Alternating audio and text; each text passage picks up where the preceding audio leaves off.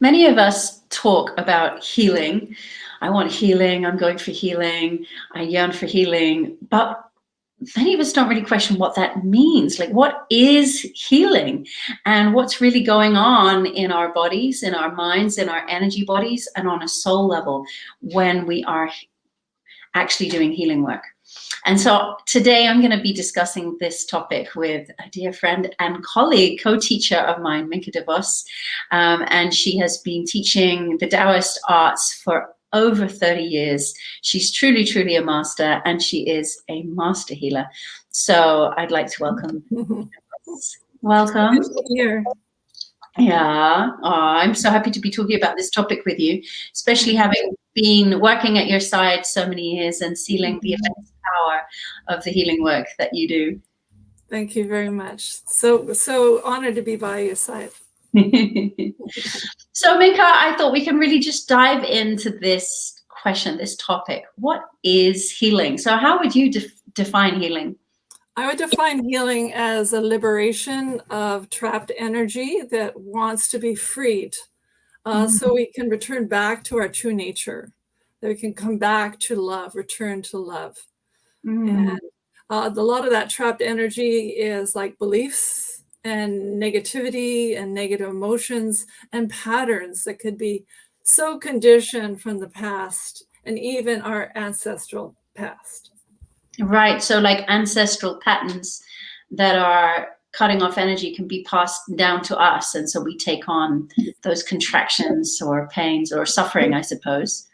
They are like they're revealing themselves in this life to be healed. Right. They're asking, please, please heal me. Please liberate me, please. So then would you say our suffering or our pain is like a call, is like a cry for help?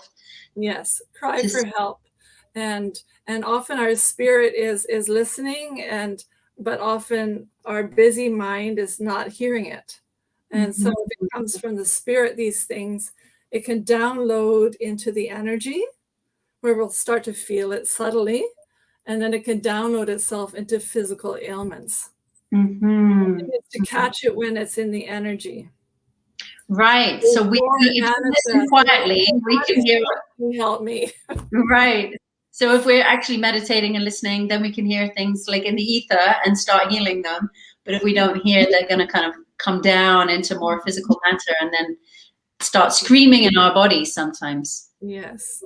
Or practice like clearing ancestral knots from shamanic Chinese medicine is preventative. You clear these remnants of like a residue of lifetimes. So an ancestral knot is, could you just define that, like for people who have ancestral knot is emotions that is trapped, that's not bonded in unconditional love. Right. It's not based in integrity. It has gotten distorted. That gets knotted together, so it actually needs to be consciously unraveled. So how do I consciously unravel this is shining the light of your consciousness into it, and love, unconditional love. And then it wants to hide, but it's that grandmotherly, divine motherly compassion that will actually start to unravel it. So that hiding is like kind of shame, like often there are things that we don't want the world to know about ourselves, or we're ashamed of, but you're saying those are the very things we need to shine consciousness and love towards for our healing. Yes. Or it can be like fears that you're just kind of born with. Fears around sex that you don't even consciously, where did it come from? And you might recognize it in your parents, or you might recognize it in your grandparents, and say, okay, this is coming from a deeper place. Like just present life. Yeah. So then I guess I like how you said these things are calling us, like, please heal me. So like this reminds me of that shamanic concept that what we are choosing to heal, we're healing for 7 generations behind us, but also, of course, for the generations yet to come. Yes. So our intention is to liberate all our relations, past, present, and future time.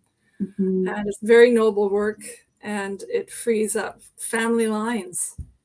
And what happens to the energy? So you said there's like energy that's trapped.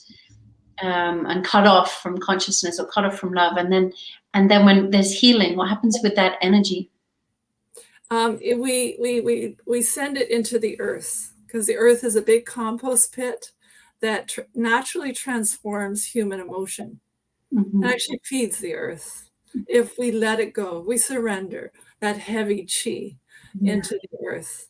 Yeah. So we send it into the earth. We send it also through our breath, through sound, into the space, into the quantum field, for the divine light or divine presence to transform. Mm-hmm. So another healing practice that you do is working with emotions, right? That I think a lot of people, when I think about why people come to Tantra or to do Taoist work, I think a lot of times it's about emotions that are bothering people, that are affecting their lives, right? There are people who are overcome by fear or anxiety or depression or anger or rage, or, you know, and it can really get in the way of enjoyment of life and peace, of course. So could you maybe just tell us what emotional alchemy is? Yes. Well, first thing, we think, oh, these emotions just arise, but where do they actually arise from? The Taoists did lots of investigation inside, and that they say it's coming from our organs, our internal organs. And we have 5 vital organs, so we have 5 different nuances of emotional energy that can arise within us. So, for example, when the kidneys are contracted with shock, trauma, or fear, it freezes up our sexual energy. So it's not flowing well. It just gets shut down so quickly because it's in the kidneys is stored the fear. Yeah. So when we work with releasing and venting the fear from the kidneys, we free up more sexual energy to flow from the kidneys into the rest of the body.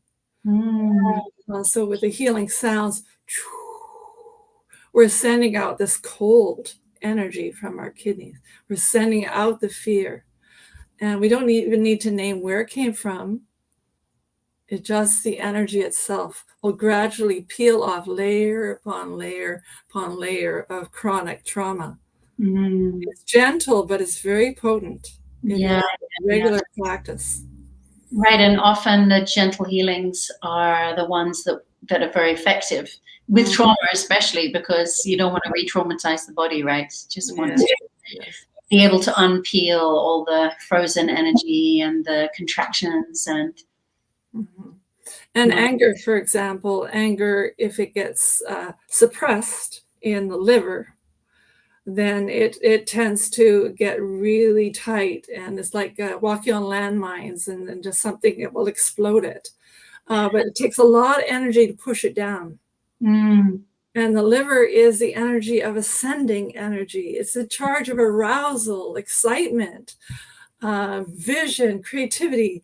So if it's all locked up and pushing down that resentment and rage, you have less energy for sexuality, for sensuality, for connecting with love. I love how you connect these emotions with sexuality and the way sexual energy flows, because I think so many people don't think about that, and people want a more liberated sexuality to feel more sexy and more alive, and many people don't even notice the effect of their emotions on their sexuality, that fear can freeze it up, and anger can start battling against our own passion, and you know, that actually it's so important to go underneath the sexual energy to the emotional energy in order to make a healthy sexual energy. Yes. Oh, and depression, you know, with the posture, you're just all sunken and curled down. You don't feel very sexy. Yeah, absolutely. No, you just want to hide in a hole. Yeah. How to pull yourself out of it? That's the thing. How do we pull ourselves? And this is practice. With practice, we just send it out with our intention and our gratitude as well, because often these emotions had a message for us or a way of coping. So we do release it with gratitude. And we reprogram it right away. So this is what's really wonderful about the Taoist practices. When you release a low frequency energy, you reprogram with high frequency energy right away. So the old patterns don't creep back in. Again, you have replaced it with a stronger light field. Wow, I love it. So in the Tantric Healing Symposium, you're going to be offering 2 different classes on both of these topics, right? So the emotional alchemy and emotional healing class, and it'll be practices that people can do with you, and then, as you say, turn into a daily practice. And yes, 6 healing sounds is a very potent, very effective practice, and it's really the foundation of Down Tantric arts, one of the foundational practices. And we use those sounds in many different ways, and I'll be applying them with ancestral knot clearing. So then the ancestral knot clearing is an actual healing session, right? It's normally given from a shaman would like give that healing to someone, but you're going to share it that people can do it to themselves within the energy field that you create with them online. You become your own shaman. Yeah. And really using the sounds yourself, beaming it into your own body. And we'll use some strong prescription sounds as well that are stronger than the 6 healing sounds, like a deep, deep cleansing of the emotional body. Wow. So this is going to help people to clear ancestral patterns that might have been passed down for generations. Yes. And you wonder, where are those ancestors? Are they buried in the ground somewhere? The Taoists say, no, they are inside of you. They're living in your bones. They're living in your DNA. And in this session, they're living in your breathing. So your male and female ancestors are sitting in your lungs. Yeah. Maybe we're having a big global ancestral healing right now. If we're not, we should be, Minke. Maybe you out on every TV show, everybody clearing their ancestral chi out of their lungs. Maybe that's what it needs. Well, it's the time of a shift, into that new age, a new energy, new light coming in. Yeah, the planet's definitely up to something. Well, thank you so much for sharing, Minke. It's just so wonderful to talk about this topic and to have you, so clearly explain everything and talk about the amazing spiritual healing journey that we're all on. So thank you so much. The symposium, it always flows so well. And with this sharing circles, everyone gets a chance to speak out from their own experience. And I really enjoy it too. It's my pleasure, and thank you for being part of it. Yes. We'll see you.